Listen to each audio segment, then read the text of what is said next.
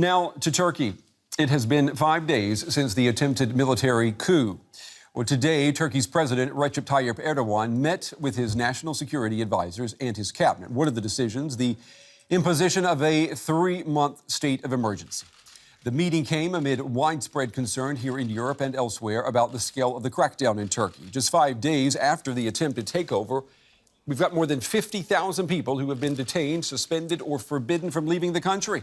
Now, that includes teachers and professors. Today, several TV and radio stations were shut down, and the government has blocked the whistleblowing website WikiLeaks. I'm joined now by Harun Armagan in Istanbul. He is a member of President Erdogan's ruling AKP party. Thank you very much for taking the time to be on the day with us tonight. A state of emergency, is that necessary right now in Turkey? Of course, Turkey is experiencing very tough times because there was a coup attempt by a small group of terrorists. They tried to attempt to make an army coup in Turkey, and it was probably one of the most important days for Turkish democracy because it was the biggest attack to Turkish democracy.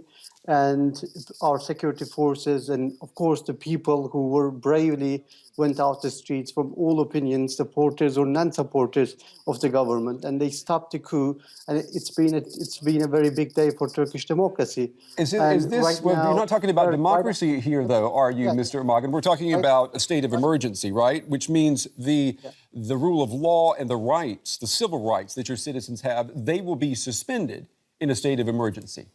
This isn't about democracy. That's actually where I'm coming to. When you have such a big try by a small terrorist group to take over the country by their guns, of course, the government and the security system, the forces, the constitution of Turkey orders to bring the perpetrators into justice as soon as possible and make sure that there is no such a group, there is no such attack to democracy can happen again. The first intelligence that came to security services that about this group, this small terrorist. We're aware of this small terrorist group. I understand that Mr. Erdogan this evening has said that other countries could be involved in the planning of the coup. What countries could he be talking about? Of course, there is this intelligence information that cannot be given out right now, but there is the investigation going on. This is why there are so many people are included in this investigation. And there is, I would like to also correct the word crackdown in your footage. There is no crackdown. We have to understand that there is the biggest attack in Turkish democracy in the history was 5 days ago. Well, and now people stood against it, and they expect their government, their constitution to protect their rights. And this is what is happening. People who are actually involved in this act, let me finish, in this act are now just bringing into justice. And it will be apparent, it will be transparent prosecution, so everyone will see that the perpetrators and what they wanted to commit, and they will be prosecuted. Mr. Armagan, the chairman of the Association of Judges and Prosecutors in Turkey today said that what we are seeing right now is after the coup attempt is an excuse for Mr. Erdogan to transform the judiciary. He says in periods like this, we don't have the opportunity to separate innocent from guilty. So are you leading a witch hunt right now? We're talking about 50,000 people in 5 days who have been listed, detained, arrested. How in the world can you even come up with 50,000 people in such a short amount of time and still abide by the rule of law? Of course, I don't agree with that sentences and with the statement. Turkey right now, like after the coup, we had the intelligence information from the small group that they actually had a new list that they were bringing into charge, and the people who helped them during this attempt. It was not only 1 day, it was not only a few hours attempt, it was actually more than that before. The preparation in judiciary, the preparation in police, and they even had university deans that they were helping them, which were preparing to take over the university. So we have to understand that we are not talking about few army guys that tried to do this attempt. This is a terrorist organization led by Fethullah Gülen in the United States, and it's not a small group, and they are infiltrated in judiciary, police, universities, and right now the investigations are going on. I completely disagree with the Well, word what about the list, the list of sympathizers?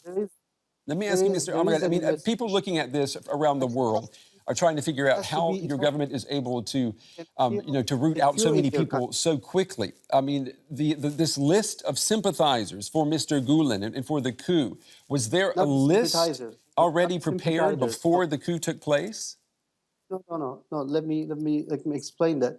The people who attempted this coup, they actually have a new list of government, new list of board of universities, new list of judiciary. So those lists they actually prepared. They wanted to take over the state in all. Have you seen that list? Departments. Have you seen that list? Yes, of course.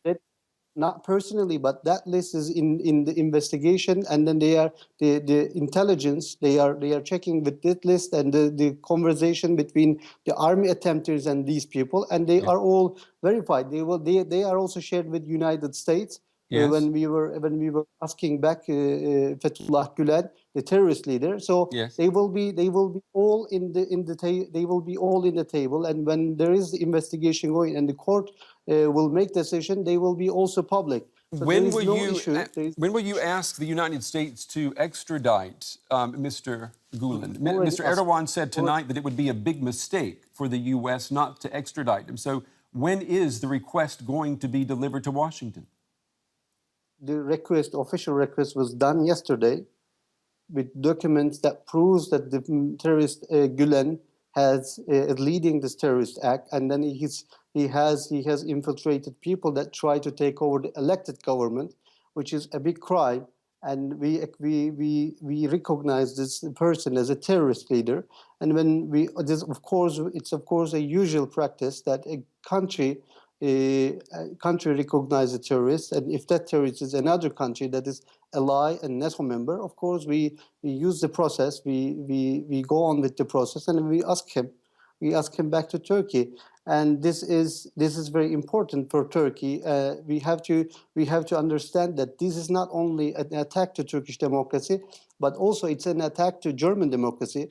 It's an attack to European democracy. It's an attack to a NATO country. Okay. And when there is an attack happening, we have to, just like the world was with the United States after 9/11, yes. This is the time that the European community, international community needs to stand with Turkey and then make a clear message to those who tries to take over the democracy that they are not standing with them, they are standing with democracy. We've run out of time here, but I want to thank you for being on the day. We certainly appreciate you taking the time and answering questions. I know these are hard questions and these are hard times. Mr. Harun Armagan with the AKP party in Istanbul. Thank you. I'm happy to see the support from German people. Thank you very much.